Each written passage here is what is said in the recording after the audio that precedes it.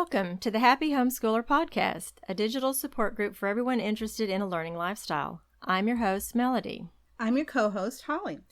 Today we'll be discussing what parents can expect academically of their children at various ages and grade levels. But let's see what's happened since the last time we were together. How's your family, Holly? Oh, we're doing all right. And we had quite some fun yesterday decorating our yard for Halloween. Oh, I saw that. What all did y'all do? Well, Dollar Tree is a great help. So we were able to go, and I was let my son pick out a bunch of stuff. So we put up some ghosts and some creepy spider webs and spiders and spider webs and spiders. Lots of spider webs and spiders. he likes Spider-Man. One of my daughters used to always use up a roll of string every fall, making this giant spider web on our porch between porch posts. I remember seeing that one year. Yeah. Then they'd go dig through all the little plastic animals and hang all the things they could think of on that spider web. It was a mess to take down, but it was fun. Yeah, I mean, Fun that's the important fall. thing, especially this year, is to let the kids have a lot of fun, be creative about it. We're decorating more than we normally do and trying to enjoy the things we can do instead of bemoaning the things that maybe we won't be able to do this year. Right. I'm seeing a lot of people just going all out with decorating orange lights and just fun streamers and things in the trees, and everybody's trying to figure out what they can do to celebrate the fall. Right, exactly. What about you? What have you been doing?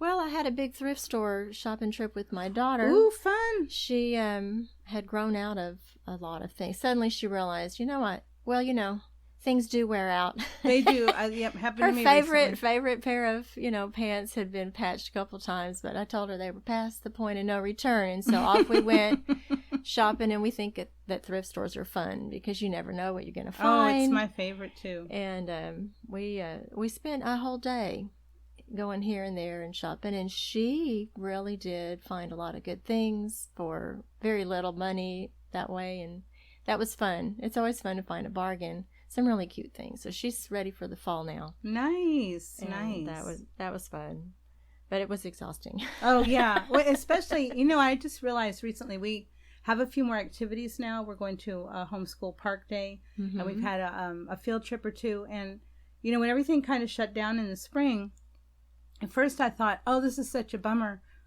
Because I'm a really sociable person. But then we had that long period of not doing anything, and now getting out and about is kind of exhausting. You have to rebuild your stamina for going and doing. I think so. And maybe not going and doing too much, because there should be a good balance. Well, anyway, speaking of finding a good balance, a lot of people are trying to find a good balance with what their kids are doing in school.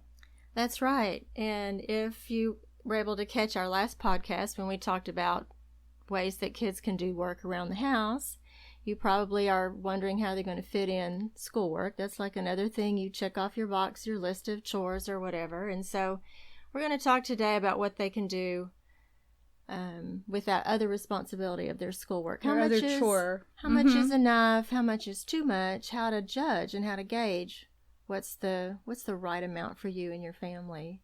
Yeah, I think I've seen a lot of people asking about that on the various homeschool groups that I'm part of. Because people have been in school a couple months now, many of them. And now they're thinking, am I doing too much? Am I doing too little? Is it normal for my kid to only want to do this thing? Or is it normal for my kid not to do this thing? So yeah, I think people need help with that, especially people who are homeschooling because of the pandemic, and their experience has been public school, and their kids are gone a whole day, and so now they're wondering, am I getting it all done? Right. Well, at home it usually takes less time. Oh, so much less time. Yeah. And so if you are thinking that this is going to take all day and you're finished before lunchtime, maybe you're wondering if you're missing something. Exactly. Yeah. Missing on something. So one rule of thumb that we heard early on was about a half an hour of academic work for kindergarten. Half an hour to an hour, like the 3 R's take about a half an hour. And then there's always extra stuff you're doing, science or history or things like that. And then add another 30 minutes for each grade level.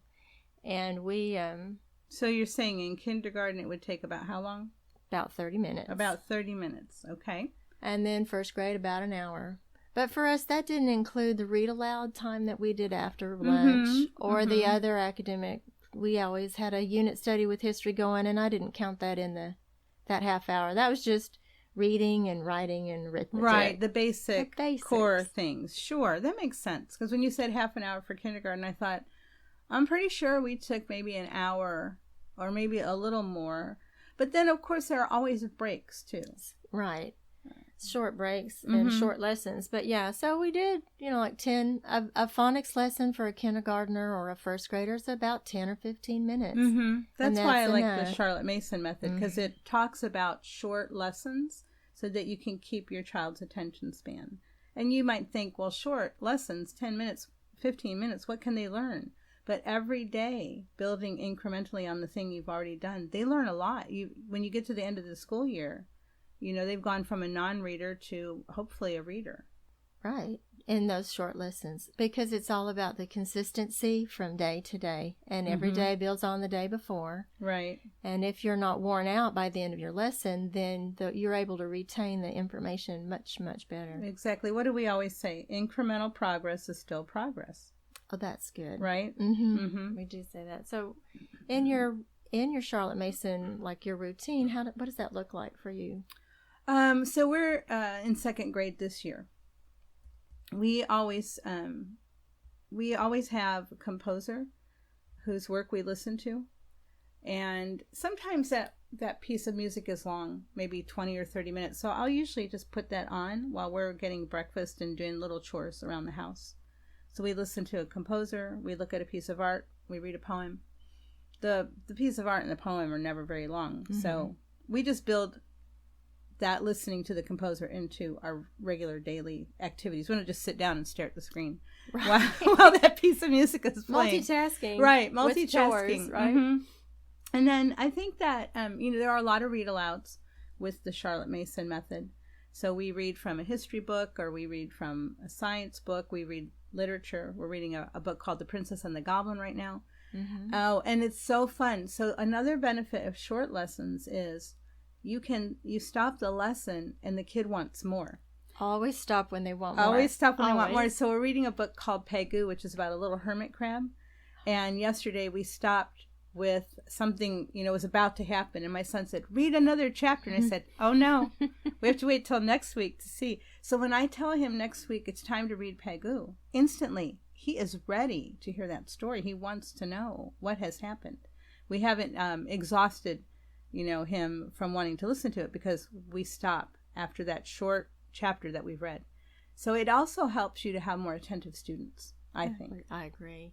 And then it also has that in between times they're wondering or thinking about what might happen next or what has happened before. Yes. And when you're only going to do something for a short period of time. So another book we're reading is called The Princess and the Goblin. I've never read it before. That's the other fun thing to me about homeschooling, is you get exposed to things you've never been exposed to. You get to enjoy them with your children. So I don't know where this book's going.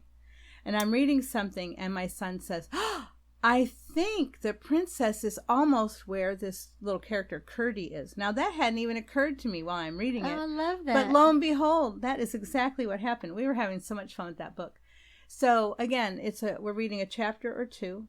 And then we're stopping, and in the middle of from one time to the next, he's been thinking about it. He'll say to me, in the course of the week, what do you think we're going to find out, or what day did we get to read that again? I wish we didn't have to stop. So he's engaged. That's good. And when you have an engaged student, that is going to bring a lot to your homeschooling. Where if you're having to drag them along like some lead weight, that's not going to be fun for you or the child at all. No, it's really not. Yeah. So I think we spend about 2 hours maybe on school, if I would keep a timer.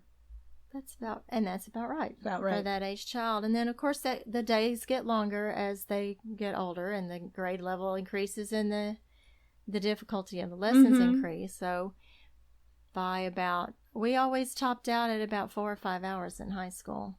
Middle school sometimes was not as long because the middle school brain fog is a thing. It is. A real thing. Yeah. Those poor kids, their brains are clouded with hormones and they really can't help all the stuff that they do. I mean, you still have to require them to behave. You do. But they really can't help it sometimes. Their brains are just short-circuiting, I think is what we could say. You could say that. Yeah. And for those middle schoolers, we still had basically those shorter lessons. They were a little bit longer, but I felt free to adjust that. If they were having a really bad day, it was fine to, reduce what they had to do or try again. Or to be more aware of, are they more alert in the morning or in the afternoon? Sure. And make some adjustments. And I had some night owls, and so I wanted all of the schoolwork to be finished up by, 3 o'clock. Right. So I could check that off on my box and not think about it because that worked with your schedule. That worked for me. Mm-hmm. But I had some night owls, and so it was better for them to do some of that work at night, and I had to make an adjustment. And the point was for them to learn it. So it's like, okay. Right. And when you're homeschooling, one of the beauties of it is to be able to adjust to people's needs. Sometimes that adjustment has to be based on the parent-teacher's availability. If you have to go to work, I know some people who work all weekend, like they're in the medical field, and they work 12 hours on Saturday and 12 hours on Sunday. So they maybe don't have as much leeway during the week. They've got some stuff to do. But in as much as you can work with the natural rhythms of your kids, you're going to get a lot more schoolwork out of them. Now, those high school years, you were saying up to 5 hours, were you tracking that?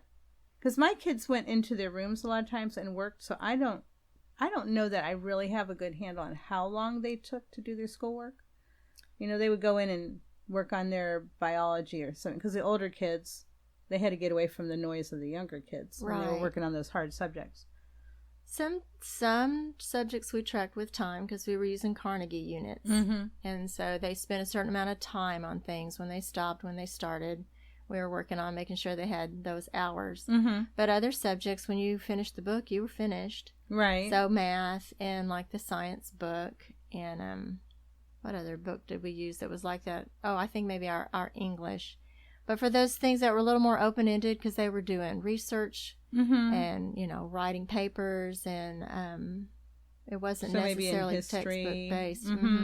Those things that we were tracking time. And so it was a combination. Right. That makes sense. Worked. And then also, some people absorb more information in a shorter amount of time than others, and I just had to make an adjustment depending on which student I was talking about. Right. Yeah, I never used Carnegie units. Will you briefly explain to our listeners what Carnegie units are? I'll try. I'll tell you the way we did it. Okay.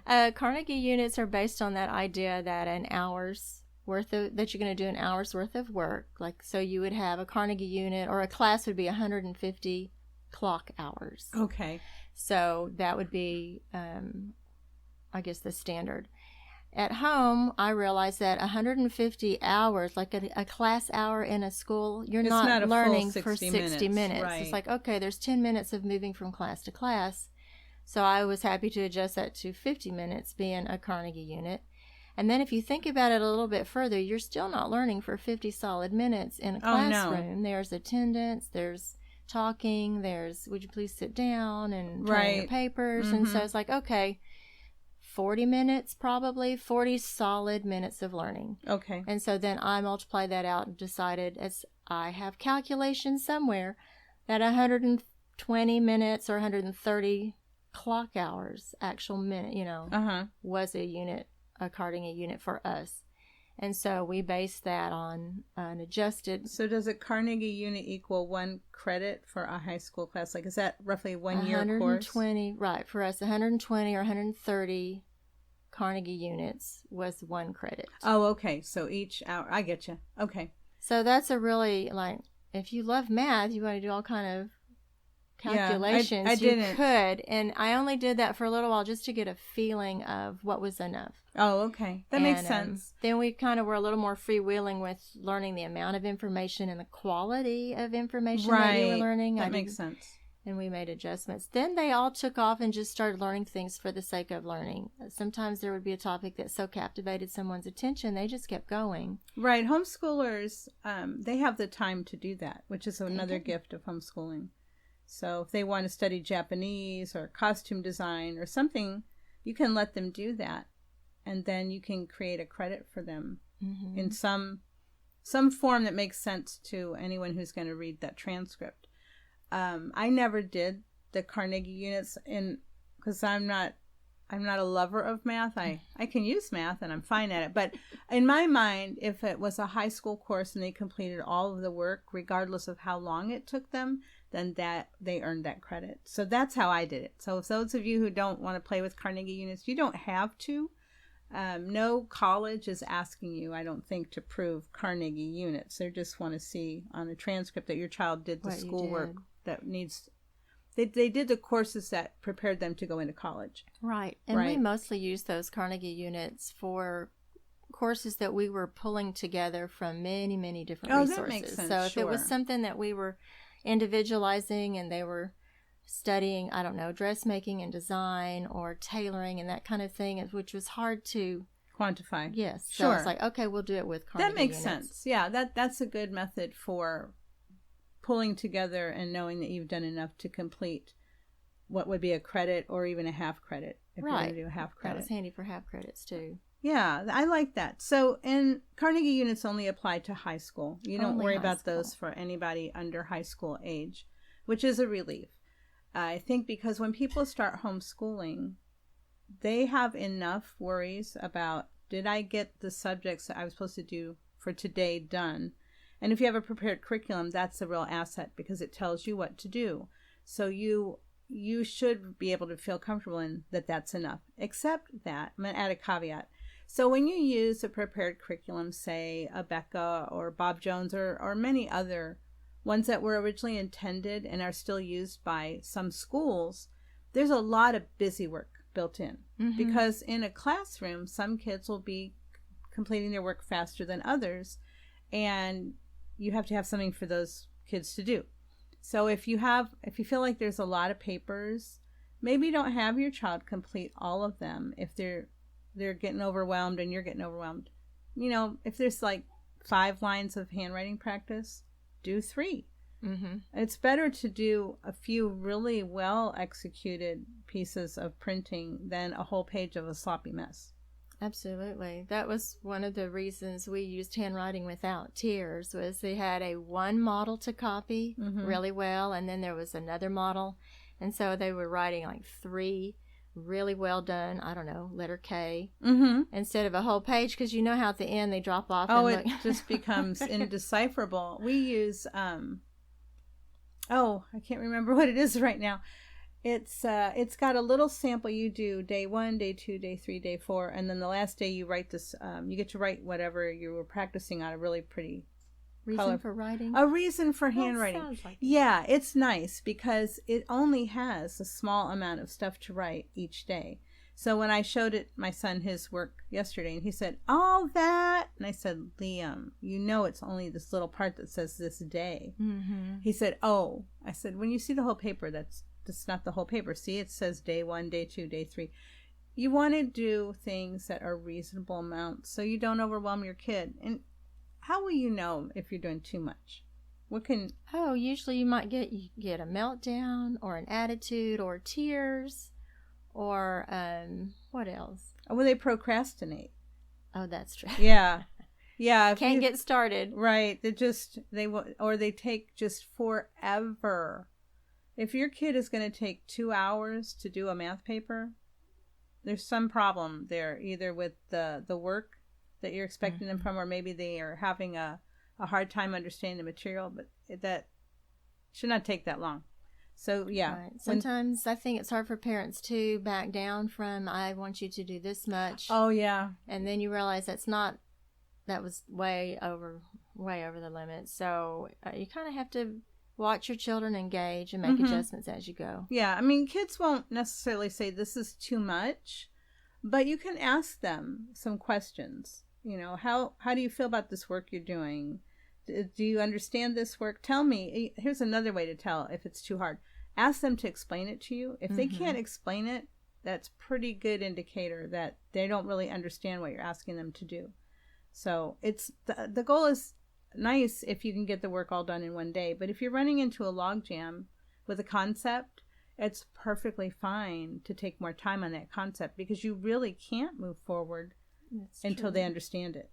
Right, and it's fine to say, we're going to take a break from this for now and come back to it later after we've, done something Eat a different. snack. Eat a snack. A snack. That solves a lot of problems. It really does. It really does. Let's take a short break to hear a word from our sponsor, and when we return, talk some more about things that kids do scholastically that are a concern to parents.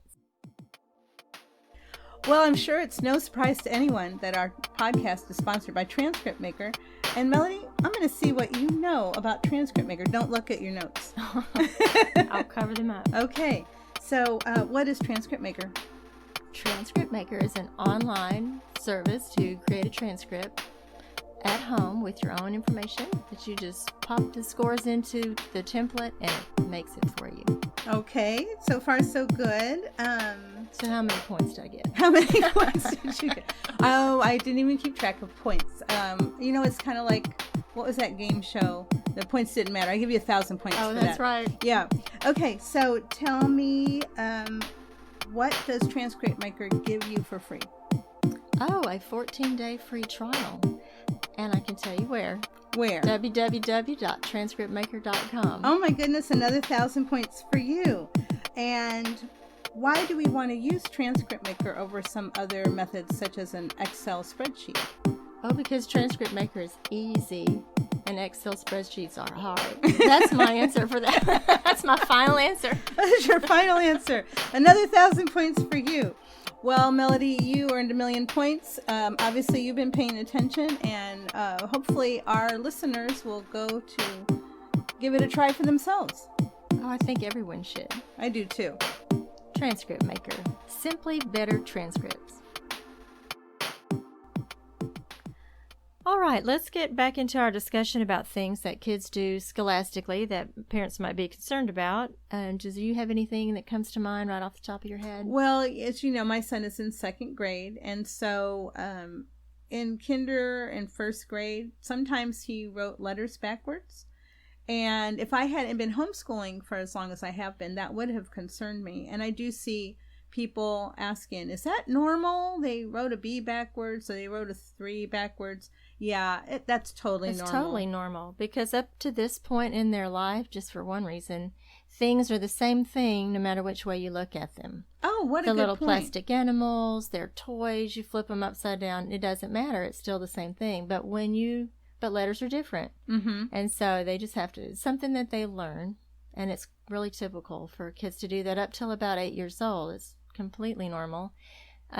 One way you can avoid that or work around it or try to help prevent it is to teach letters in groupings. Like our curriculum, we used Handwriting Without Tears, and they did that. I didn't really think about it at the time, but you teach all those downstroke letters first. Okay. And so you've got H, L, B, what else? M, T, N, P. All those start with a downstroke. Right. And so that's one group of letters that you're learning. And then at a different time, you start with we called them 2 o'clock letters because they start, 2 on the clock, go up and around. Okay. So C and O. And then that way D has a completely different starting point. Oh, that's clever. And it goes that way. And Q. So D and Q are 2 o'clock letters. Okay. And P and B are downstroke letters. And then the other thing we did was just little things to remember, like a B is a bat and a ball, so the bat comes first. Right. And for D, we used a doorknob. When you walk up to the doorknob is first, and then the door. Oh, okay. And that helps some kids remember. I've heard something where you take your hands and you make you put your thumb on your finger, and that's the B, and the D, and it's a bed. Right. So the B, that's a good one. Right. The B goes first. The shape of it points. I don't know. I don't remember. You'll have to look that up, but I just remember people saying that. Another thing I've heard to help with that is to teach all the capital letters first. Yes, we did that. Yeah, so that, and then when you get to the lowercase letter, they already know that the big B has the bulges coming out on the right. Mm-hmm.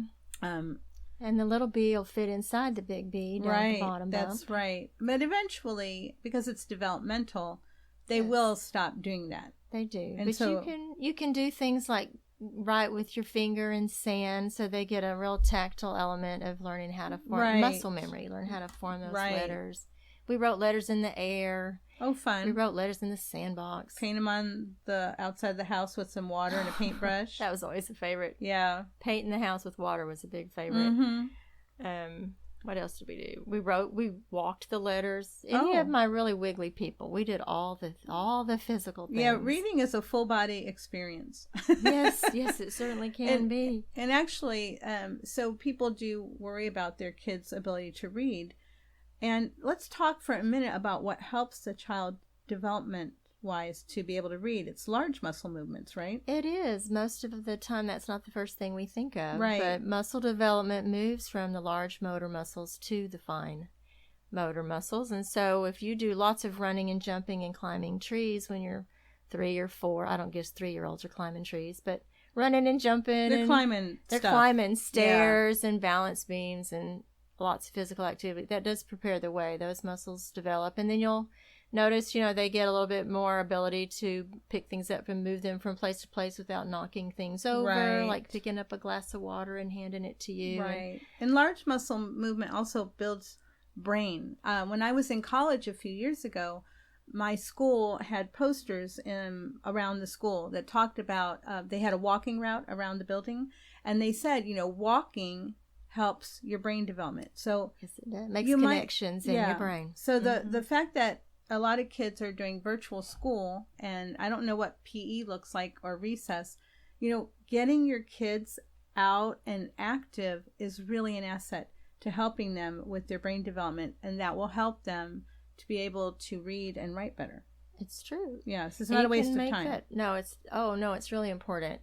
Walking and riding bikes, and you can even do hopscotch and put letters in the blocks instead of numbers, and walk up and down stairs while you spell words, and just all that stuff really does help brain development. Right, and it's not what you think about as learning when you are used to sending your kid, off on the school bus or dropping them off at school. It's not what you think that they might be doing, but those are all really important, worth the time it takes to do activities. Right. And that's one of the reasons educators get upset if school districts are trying to curtail the PE time or the activity time. Recess is important. It is important. It gives the student... It's important for us at home too. Yeah. Get up, move around, take a break. Yep. Do something different, use different eye muscles. You're staring at a paper or a screen. Yeah, if your eyes and your brain are fatigued, you're not going to be able to attend to your schoolwork very well. That's true. That's a good point. So letter reversals are completely common. I wouldn't worry about it until your child gets quite a bit older. I know a lot of people are worried about dyslexia. That's one of the first things they think of when they see letter reversals. Oh, yes, that's true. And there are some signs of whether or not your child is going to have a problem maybe with dyslexia. One of them that I was surprised to learn, but I had a friend whose child had to go to a dyslexic program with the Scottish Rite, is if they cannot rhyme.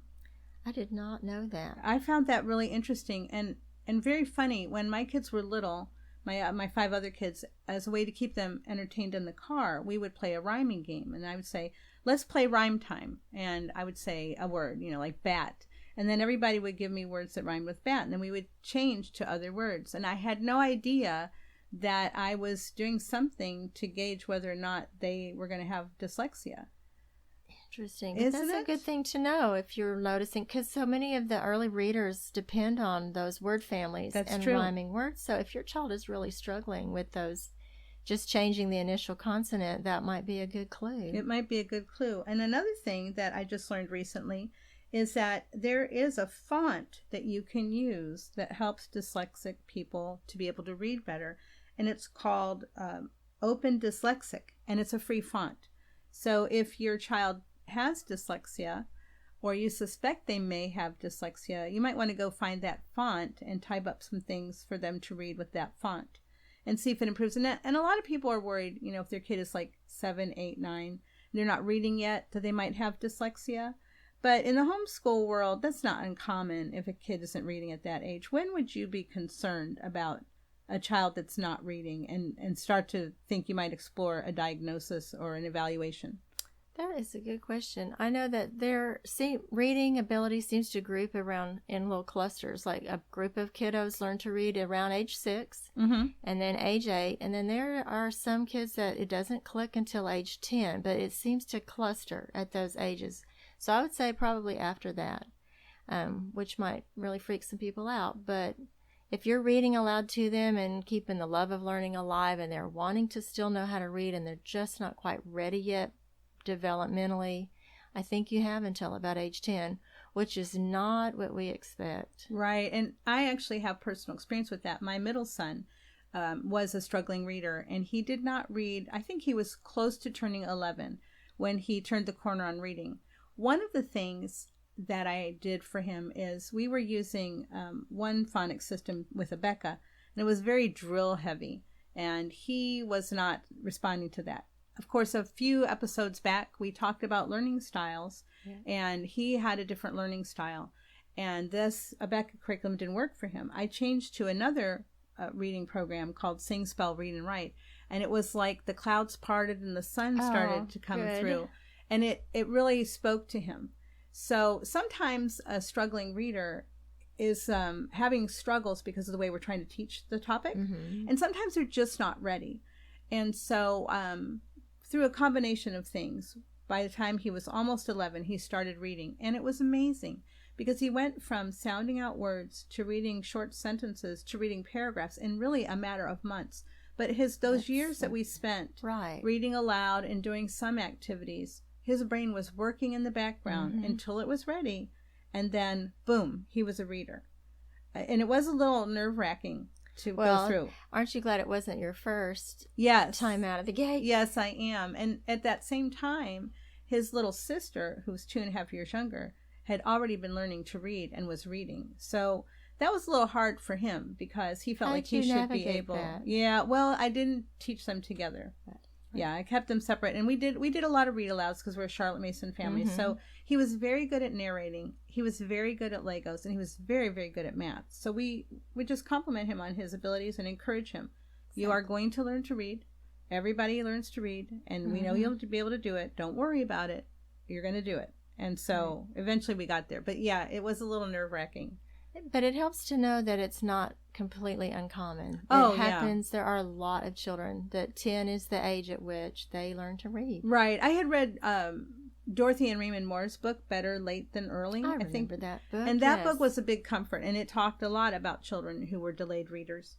Well, another thing that people, particularly parents who have boys, come into is the child does not want to put a pencil on the paper and write anything. I have that child, or I did.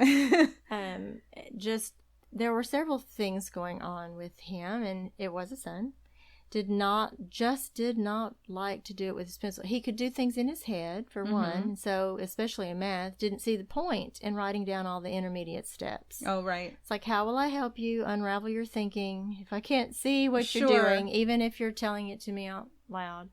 But then I think there was some other aspect of writing with a pencil that just either... I think sometimes their hand muscles are weak. So. And there is a thing called dysgraphia, where it's just really physically hard for them to write. In fact, when I had my academy, I had some students with dysgraphia. They could type on their tablet. That was a different hand motion. Right. So they did have the capacity to, put their thoughts down. So they could compose. Right. They could compose something. So sometimes you have to give them some alternate ways to communicate their ideas. That's what we did, because if he had to write it with a pencil on a piece of paper, 2 or 3 sentences was just the most horrible thing to have to do. But if he could type it, and I would let him type his paragraphs.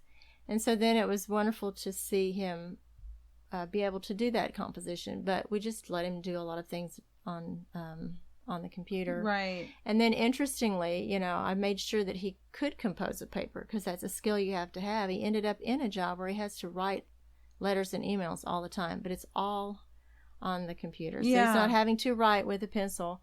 But for some kids, like a pencil, it's some tactile feedback that they're lacking. So sometimes writing with a marker is smoother. Something about the grittiness of a lead on a piece of paper, just like and my fingernails son's on a the opposite. chalkboard. He does not like to color with markers. He can't stand the sound of them because they squeak. He would rather use a colored pencil if we're coloring, or a crayon. If I hand him a marker, he's like, "Oh no, I can't stand that sound. It's horrible." But play with different writing utensils, because for some, like a ballpoint pen where the ink is smooth, I don't like to write with a pencil. Pencils bother me. Pencil bothers some people, or a grease pencil, because it's a smoother flow. It's kind of like a ballpoint pen, or a Pilot marker or a Sharpie or something. Right. So sometimes, like some of my children. Sometimes it's the tools you're using. It's the tool. Sure. Some kids like chalk out. Use a chalkboard. It's a completely different feedback. Right. Dry erase marker board. Dry erase markers and things like that. So for those pencil resistant, you've got to find some way for them to show their learning, and you just get creative. And also, if we're talking about kids that are, I would say, 2nd grade and younger, it's not that big of a deal. I see people, it's like, oh, my kid has to write in a journal.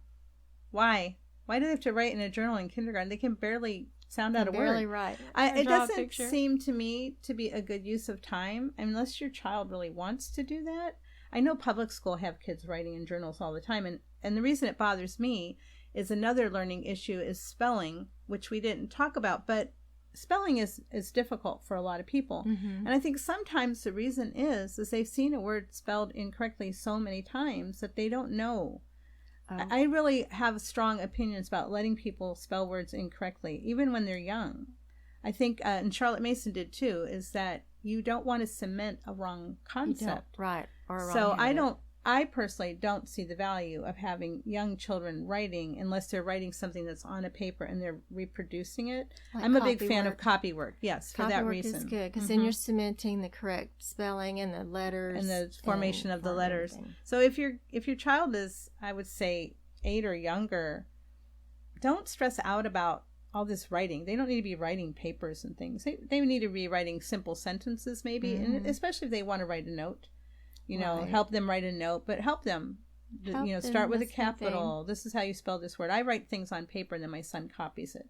I did a lot of that. Yeah, but practicing good habits. That was the whole point. Yeah, because you don't want to have to reteach them later. So when my oldest daughter she went to public school for pre-K and kinder and 1st grade.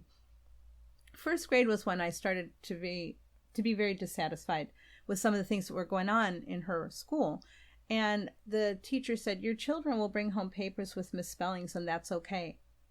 Now, I'm a writer, so that didn't sit well with me. And I raised my hand and I said, well, I'm just curious. When are we going to teach them to spell properly? And she said, about 4th grade, we start working on it. I thought, no, why are you going to let them spell words wrong for 3 years? And then all of a sudden you start telling them, oh, you've been doing it wrong all this time. I think that's a disservice to the child. Why don't you expect more? They can learn right the first time. They can learn. Do it right the first time, as much as possible. I think so. You practice, and that's part of the thing. When they're starting to write small sentences, then there's only a few words that are misspelled, and you can teach just the things that they're missing. Exactly. So that they can practice doing it the right way. Right. Now, when we talk about spelling, some people just seem to be innate, really good spellers, and some people aren't. But I know parents get concerned about spelling. Do you have any comments about spelling? Well, we had, among the people in our family, we have people who, like you said, just naturally seem to know how to spell words. And they are big readers. And so I think that's part of it. They see those words spelled over and over again in the things that they're reading. One of my children had spelling issues, but we learned that she had some vision difficulties. Oh, vision problems. Sure. So that's one thing to check. If your child is struggling with spelling words or reading, if do they need glasses? Is there like some astigmatism or a wrinkle? This one had like some sort of a little ridge or wrinkle. So letters were flipping. Oh, so of course that would be troublesome. Make it hard to know how to spell or how to read. And then once we overcame that kind of resolved itself.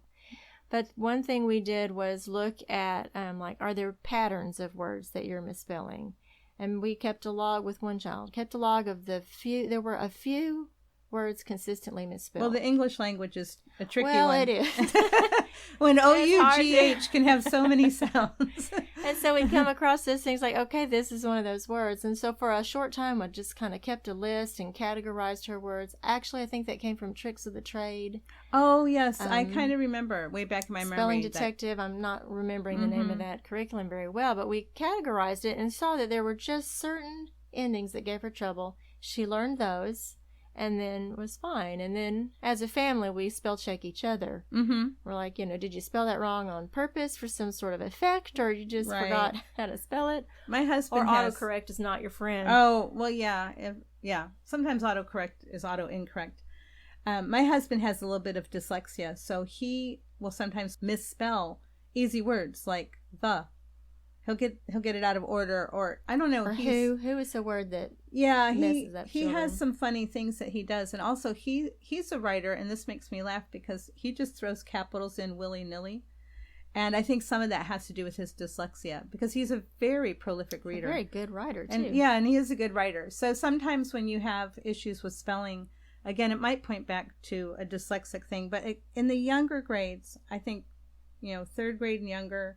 A lot of those things are just immature, childish things that they will eventually correct. They will. And I always encourage people not to try to correct all the things all at once. Just make note of that.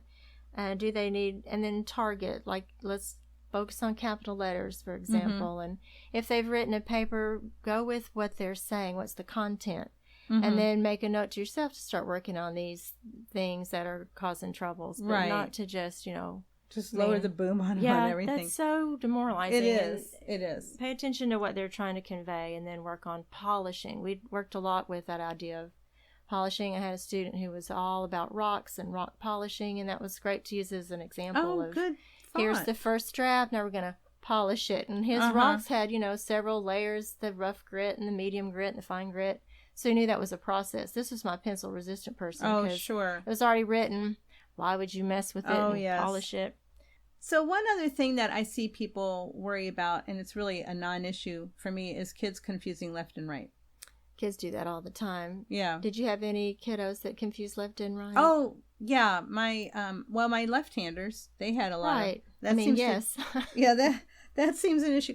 The whole world is not set up for them, so confusing left and right seems to be an issue for them a lot. My 8-year-old is just now pretty good with left and right.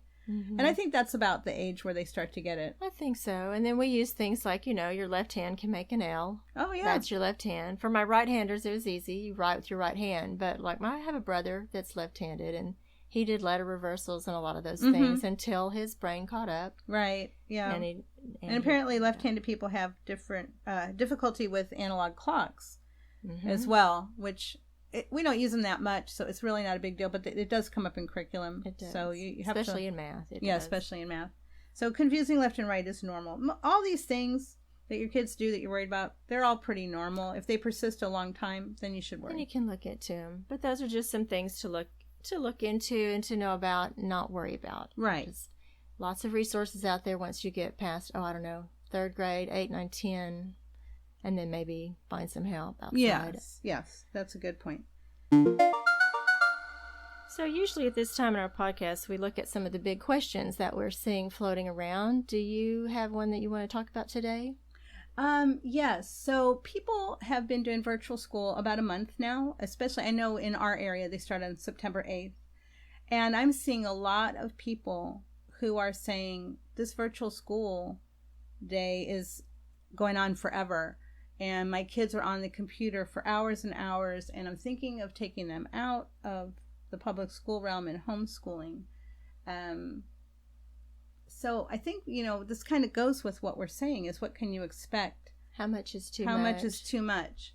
And if your kid is on a computer for 8 hours a day or more and they can't get all their work done, that seems to be too much. Well, it's too much screen time. It can cause some vision problems and headaches. But I also have people who have chosen to homeschool with, say, video curriculum or some all online. So not even just public school people virtually homeschooling, but some of the people who choose online curriculum. It's still, you have to be aware of sitting there for too long. Like we talked about, you need to get up and move around.